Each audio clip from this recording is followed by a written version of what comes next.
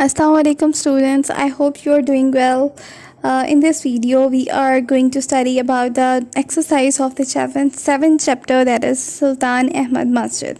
Okay, in the last video, we have learned the translation of this chapter. Now we are going to do the exercise of it. First of all, you have to learn the glossary of it. Okay,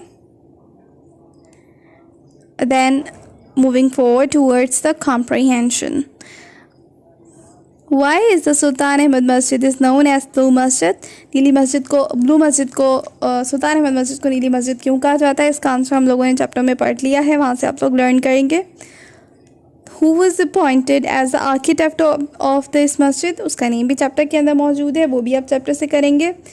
What was the purpose of hanging a heavy iron chain at the entrance of the court? इसका answer भी मौजूद है. How does the interior of the masjid look? ये भी. Why do you think the madrasa and hospice were part of the masjid?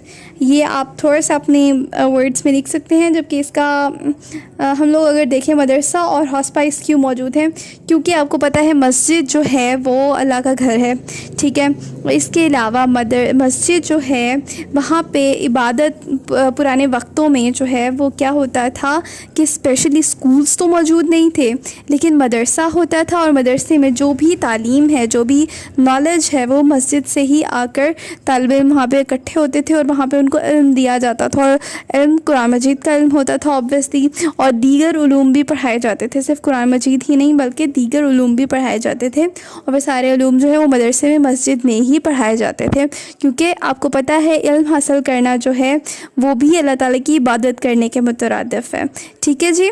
तो इबादत कहाँ होती है? इबादत मस्जिद में होती है. मस्जिद जैसी पाक जगह पर होती है.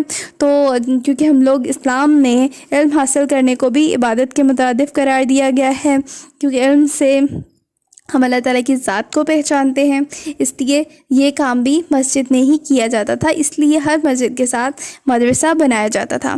जबकि हॉस्पाइस क्यों है? क्योंकि ये अल्लाह का घर है, ठीक है. ये मुसाफिरों के लिए भी, क्योंकि अक्सर मुसाफिर पुराने दौर में ऐसे हुआ करता था. आजकल तो ऐसा नहीं है ऑब्वियसली. आजकल तो लोग घोड़ों पर या फिर ऊँटों पर सफ़र नहीं करते, जबकि पुराने दौर में किया जाता था. तो लोगों को रुकने के लिए जगह चाहिए होती थी. अक्सर लोग जो है वो इन मसाजिद में रुक कर क़याम करते थे और अपना थकावट वगैरह दूर करते थे, उसके बाद चले जाया करते थे. या अगर कोई भी काम वगैरह भी लोगों को होता था तो वो ऐलानात या कुछ भी करने के लिए जो है वो इन मसाजिद में आकर ठहरा करते थे, क्योंकि ये दूर दूर बनाई जाती थी. अक्सर मसाजिद जो बहुत दूर होती थी तो उसमें हॉस्पाइस होना बहुत ज़रूरी होता था, ताकि गुज़रने वाले मुसाफिर या काफ़िले जो हैं वो रुक कर यहाँ पे सांस ले सकें, या फिर यहाँ पे आकर अगर भूखे हैं तो कुछ खा पी सके, ठीक है. वो उसका इंतज़ाम यहाँ पे किया जाता था इन मसाजिद में, ठीक है. I hope you have gotten the concept of madrasa and hospice, that why they were present in all this mosques. Who constructed Masjid Sophia? मस्जिद सोफ़िया कौन थी? हाजी सोफ़िया या फिर आया सोफ़िया? ये किसने कंस्ट्रक्ट की है? इसके हवाले से मैं आपको इसका नेम बता देती हूँ कि ये मस्जिद जो है वो सुल्तान महमद टू ने इसको तामीर किया था, हाजी सोफ़िया को. क्योंकि यहाँ पे इस चैप्टर में मौजूद नहीं है, इसका नेम मैंने आपको बता दिया, सुल्तान महमद टू. ठीक है जी. अब आगे चलते हैं. आगे हमारे पास vocabulary. Consult the thesaurus and find out the synonym of the following words. First word is embellish. Embellish का क्या मीनिंग है हमारे पास? एम्बेलिश का है डेकोरेट. देन हमारे पास वर्ड है इंट्रीगेट. इंट्रीगेट का है इजिमुलेट. Splendor grandeur. मैजेस्टी. मैजेस्टी का आएगा हमारे पास किंगलीनेस और रॉयली भी कह सकते हैं इसको. और इल्यूमिनेट का हम कहेंगे ब्राइटन अप और लाइटन अप, ठीक है. Light up, sorry. Then circle the correct antonym of the given word choices. अच्छा जी, हमने इसके एंटोनिम्स को सर्कल करना है. सुल्तान अहमद मस्जिद is one of the most impressive monument. Impressive का ऑपोजिट क्या होता है? हाँ जी, इम्प्रेसिव का ऑपोजिट होता है unimpressive obviously. Then situated in Istanbul, the largest city in the Turkey. Largest का opposite smallest. Then we are having a heavy iron chain is hung. Heavy का ऑपोजिट क्या होगा? Light. Upper, lower, covered, covered का क्या आएगा?